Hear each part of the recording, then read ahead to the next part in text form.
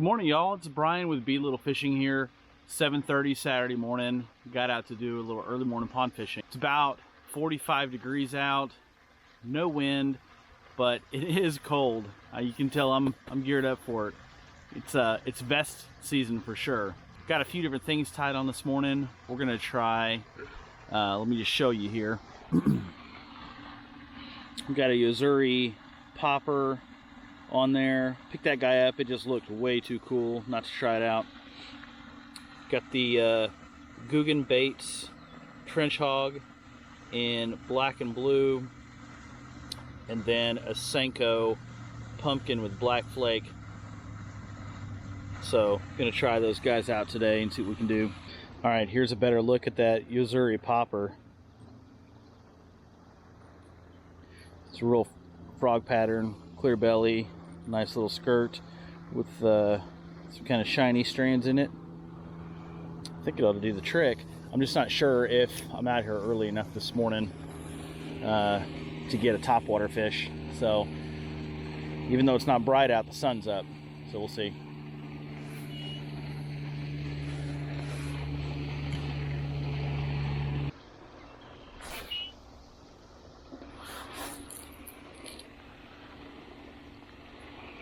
I can tell you the hooks are nice and sticky, that's for sure.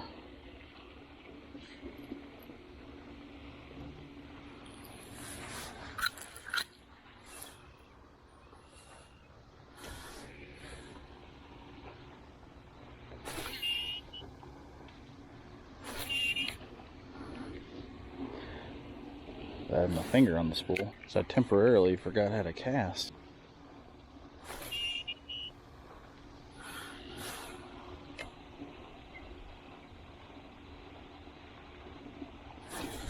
Oh, you see that? Oh man, he nailed that.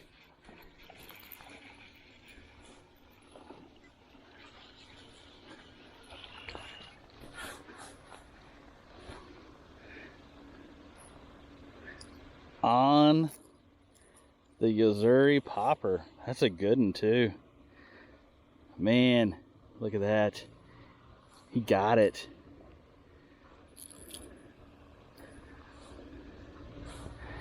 Nice fall bass. Man, look at that guy. All right. That was awesome. That was awesome. All right, let's get him back in the water. There it goes. Man, that is the most fun way to catch a fish. When you see the squirrel and the whoom, and they dive, good Lord. That is so much fun. Yeah, he was a solid pound. He was probably a pound and a quarter. I wonder if all his buddies are hanging out over there too.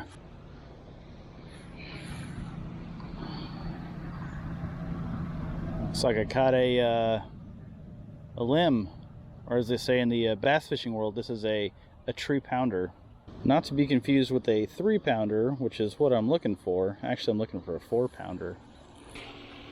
All right, trench hog it is. I wonder if I could be clumsier about this thing. All right, trench hog time.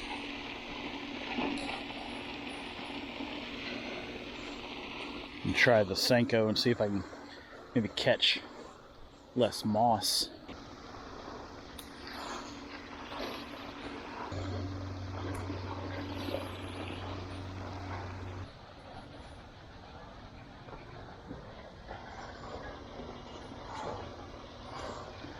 Tell you what, I'm gonna throw the trench hog just a couple more times down on this end. I haven't thrown anything down here for a little bit.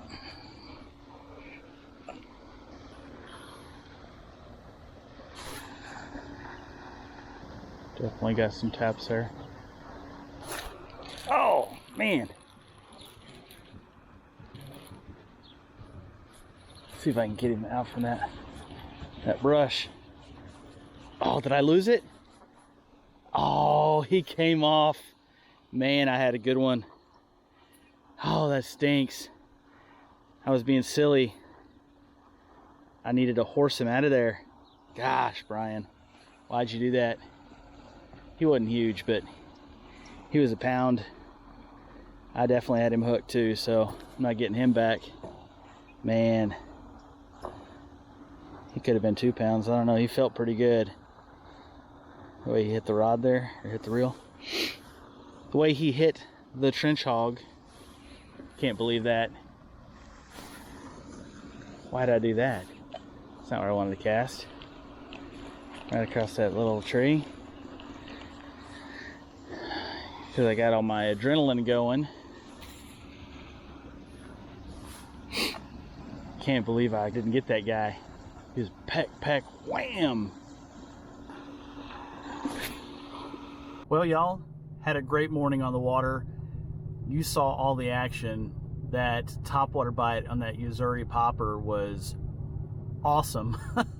I can't even begin to describe how cool that was, catching that fish. For those of you who fish topwater, you know. For those of you who haven't, you got to get out there and try it. It is absolutely a blast to catch fish on topwater. One other fish, I missed it there right before the camera died, and it totally my fault. I didn't keep that fish pinned. I was trying to move around and get a better spot to pull him out of the moss, and my fault. He was rolling around and got right off the hook and swam away. You know, the ones that get away are always the big ones, right? So I don't think he was that big. He was maybe 2 pounds, but he was definitely, man, he had that rod bent over. So it was fun there for about 3 or 4 seconds. After fishing this morning, stopped by Dick's Sporting Goods. I needed to get a couple of things, and this is where I'm going to ask you guys to keep a secret.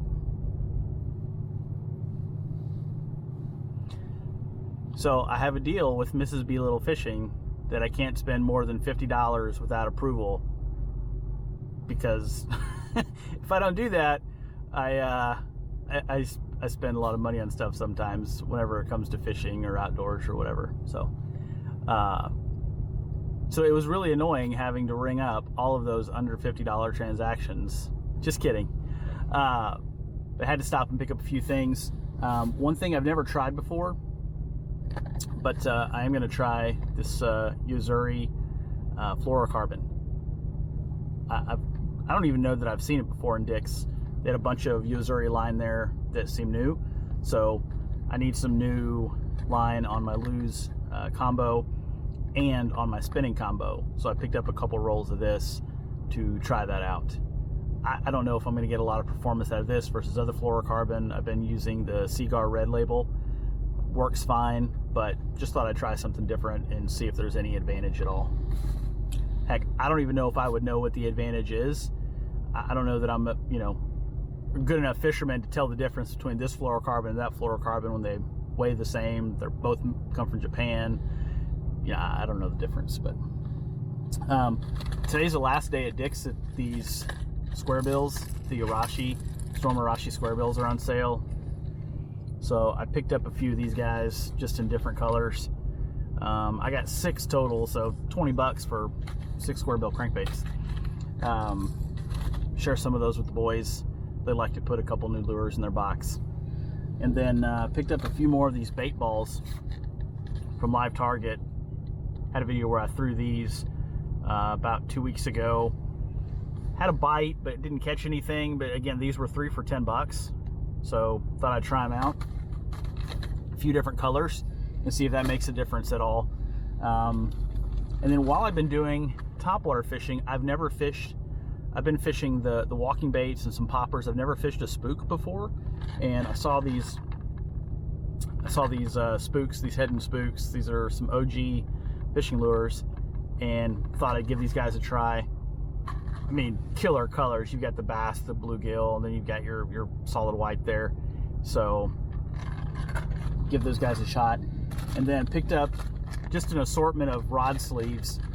As you can see back here, all the rods stick through my trunk through the little square hole in the back seat, and they're constantly getting tangled. I've got a rod sleeve on my lose combo, but nothing else. And we're constantly having to untangle the lines because this rod goes through that line on that rod, and it's just a pain in the neck. So bought a handful of rod sleeves to try to sort all that stuff out and keep it from getting tangled all the time, because it's a mess. And someday someone's gonna get a hook in the finger because of it. Last thing I got was one of these Plano Edge tackle boxes. I keep seeing these. I've seen a few people use them. Interesting concept. I don't love the latch system. The way it's just the whole edge. I mean, the Plano Edge, but it's grown on me a little bit. I've played with these things as I've seen them here in Dick's for probably, I don't know, 60 days now. I keep taking them down, looking at them and stuff.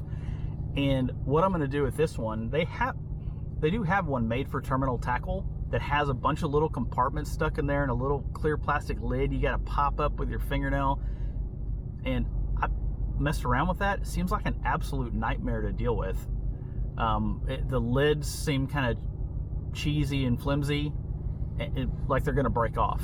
So I didn't want to mess with that, but I did get this for my terminal tackle. I'm using a small lure lock now, and when I bought that last year, it seemed like a great concept. I wasn't gonna have all my hooks flying around, but it's kind of a pain in the neck sometimes when you, like, especially if you're trying to grab a wacky rig hook or a really small hook for like crappie nibbles, if Wiley wants to fish, and peel one of those small hooks off the bottom of that material. It's kind of a pain. And then, like, just random things, I just don't really care for them as much as I thought I would. So I'm sure in some applications they're awesome. It's just not probably going to be a fit for me. So I'm gonna try this guy out. Once I get it fully loaded with all my terminal tackle, I'll show you on another video how that looks. So we'll see. It's promising. That's all I've got for today. Got to get home, got to get loaded up, and going out to do some scouting with the Cub Scout pack. So got a whole obstacle course planned out for today. It's going to be a lot of fun, and then we're going to do some campfire cooking later on. Going to do some hobo dinners and tinfoil. So ought to be a good time. So appreciate you guys coming along for the journey. Don't forget to like, comment, and subscribe. After you subscribe, click the notification bell. That way you'll know every time a new video comes out. And if you want to look at the gear that I'm using on a day-to-day basis, I'll have links for that in the description below. Any purchases you make through those links, whether for that specific gear or item or other stuff while you're searching on Amazon, if you go to Amazon through those links, all the purchases you make help the channel out a little bit. I really appreciate that. Hope you have a great day.